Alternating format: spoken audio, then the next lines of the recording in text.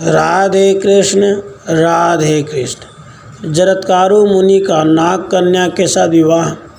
नाग कन्या जरत्कारु द्वारा पति सेवा तथा पति का उसे त्याग कर तपस्या के लिए गमन। उग्र सर्वा जी कहते हैं, सौनक जी, उस समय वासुकी ने जरत्कारु मुनि से कहा, द्विश्रेष्ठ, इस कन्या का वही नाम है जो आपका है। यह मेरी बहन है और आपकी भांति तपस्विनी भी है। आप इसे ग्रहण करें। आपकी पत्नी का भरण पोषण मैं करूँगा। तपोधन अपनी सारी शक्ति लगाकर मैं इसकी रक्षा करता रहूँगा। मुनिश्रेष्ठ, अब तक आप ही के लिए मैंने इसकी रक्षा की है।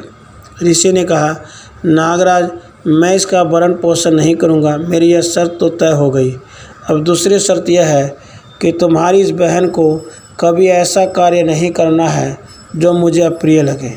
यदि अप्रिय कार्य कर बैठेगी तो उसी समय इसे त्याग दूंगा। उग्र सर्वा जी कहते हैं, नागराज ने यह शर्त स्वीकार कर ली। मैं अपनी बहन का भरण पोषण करूंगा। तब जरत्कारु मुनि वासुकी के भवन में गए। वहाँ मंत्र वेताओं में श्रेष्ठ तपोवृद्ध महावर्ती धर्मात्मा जरत्कारु ने शास्त्र विधि और मंत्रोच्चारण के साथ नाग कन्या का पानी ग्रहण किया। उसके बाद महर्षियों से प्रशंसित होते हुए वे नागराज के रमणीय भवन में, जो मन के अनुकूल था, अपनी पत्नी को लेकर गए। वहाँ बहुमूल्य बिछौनों से सजी हुई शैया बिछी हुई थी। जरत्कारु मुनि अपने पत्नी के साथ उसी भवन में रहने लगे। उन साधु शिरोमणि ने वहाँ अपनी पत्नी के सामने यह शर्त रखी, तुम्हें ऐसा कोई काम नहीं करना चाहिए जो मुझे अप्रिय लगे, साथ ही कभी अप्रिय वचन भी नहीं बोलना चाहिए। तुमसे अप्रिय कार्य हो जाने पर मैं तुम्हें और तुम्हारे घर में रहना छोड़ दूंगा। मैंने जो कुछ कहा है, मेरे इस वचन को दृढ़तापूर्वक धारण कर लो। यह सुनकर नागराज की बहन अत्यंत उद्विग्न हो गई और उससे बहुत दुखी होकर बोली, भगवान, ऐसा ही होगा। फिर वह यशस्विनी नाग कन्या दुखद स्वभाव वाले पति की उस शर्त के अनुसार सेवा करने लगी।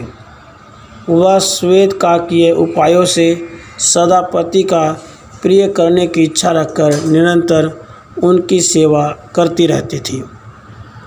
उसके बाद किसी समय ऋतुकाल आने पर वासुकी की बहन स्नान करके न्यायपूर्वक अपने पति महामुनि जरत्कारु की सेवा में उपस्थित हुई।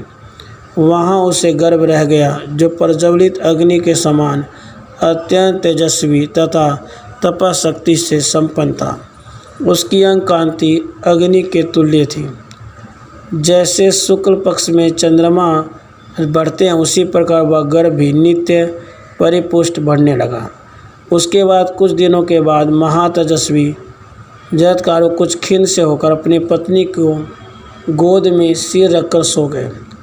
उन विप्रवर जरत्कारु को सोते समय ही सूर्य अस्ताचल को जाने लगे।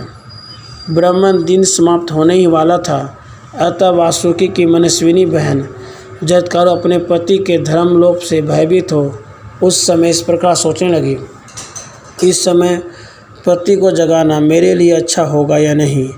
मेरे धर्मात्मा पति का स्वभाव बड़ा दुखद है। मैं कैसा बर्ताव करूं जिससे उनकी दृष्टि में अपराधिनी न बनूं। यदि इन्हें जगाऊंगी तो निश्चय ही उन्हें मुझ पर क्रोध होगा, और यदि सोते सोते संध्योपासन का समय बीत गया तो अवश्य इनके धर्म का लोप हो जाएगा। ऐसी दशा में धर्मात्मा पति का कोप स्वीकार करूं या उनके धर्म का लोप, इन दोनों में धर्म का लोप ही भारी जान पड़ता है। अतः जिससे उनके धर्म का लोप न हो वही कार्य करने का निश्चय किया। मन ही मन ऐसा निश्चय करके मीठे वचन बोलने वाली नाग कन्या जरत्कारु ने वहाँ सोते हुए अग्नि के समान तेजस्वी एवं तीव्र तपस्वी महर्षि से मधुर वाणी में यूँ कहा, महाभाग, उठिए, सूर्यदेव अस्ताचल को जा रहे हैं। भगवान, आप संयम पूर्वक आचमन करके संध्योपासन कीजिए। अब अग्निहोत्र की बेला हो रही है। यह मुहूर्त धर्म का साधन होने के कारण अत्यंत रमणीय जान पड़ता है। इसमें भूत आदि प्राणी विचरते हैं, अतः भयंकर भी है। प्रभु, पश्चिम दिशा में संध्या प्रकट हो रही है। उधर का आकाश लाल हो रहा है। नागकन्या के ऐसा कहने पर महातपस्वी भगवान जरत्कारु जाग उठे। उस समय क्रोध के मारे उनके होठ कांपने लगे। वे इस प्रकार बोले, नागकन्या, तूने मेरा यह अपमान किया है, इसलिए अब मैं तेरे पास नहीं रहूँगा। जैसे आया हूँ वैसे ही चला जाऊँगा। वामोरी, सूर्य में इतनी शक्ति नहीं है कि मैं सोता रहूं और वे अस्त हो जाए। यह मेरे हृदय में निश्चय है। जिसका कहीं अपमान हो जाए, ऐसे किसी भी पुरुष को वहाँ रहना अच्छा नहीं लगता। फिर मेरी अथवा मेरे जैसे दूसरे धर्मशील पुरुष की तो बात ही क्या है। जब पति ने इस प्रकार हृदय में कंपकपी पैदा करने वाली बात कही, तब उस घर में स्थित वासुकी की बहन इस प्रकार बोली, विप्रवर, मैंने अपमान करने के लिए आपको नहीं जगाया था। आपके धर्म का लोप न हो जाए, यही ध्यान में रखकर मैंने ऐसा किया है। यह सुनकर क्रोध में भरे हुए महातपस्वी ऋषि जरत्कारु ने अपने पत्नी नागकन्या को त्याग देने की इच्छा रखकर उससे कहा, नागकन्या, मैं कभी झूठी बात मुँह से नहीं निकाली है, अतः अवश्य जाऊँगा। मैंने तुम्हारे साथ आपस में पहले ही ऐसी शर्त कर ली थी। भद्रे, मैं यहाँ बड़े सुख से सो रहा हूँ। यहाँ से मेरे चले जाने के बाद अपने भाई से कहना, भगवान जरत्कारु चले गए। सुबह भीरू, मेरे निकल जाने पर तुम्हें भी शोक नहीं करना चाहिए। उनके ऐसा कहने पर अनिंद्य सुंदरी जरत्कारु भाई के कार्य की चिंता और पति के वियोग जनित शोक में डूब गई। उसका मुंह सूख गया, नेत्रों में आंसू छलक आए, हृदय कांपने लगा। फिर किसी प्रकार धैर्य धारण करके सुंदर जांघों और मनोहर शरीर वाली वह नागकन्या हाथ जोड़ गदगद वाणी में जरत्कारु मुनि से बोली, धर्मज्ञ, आप सदा धर्म में स्थित रहने वाले हैं। मैं भी पत्नी धर्म में स्थित और आप प्रियतम के हित में लगी रहने वाली हूँ। आपको मुझ निरपराध अबला का त्याग नहीं करना चाहिए।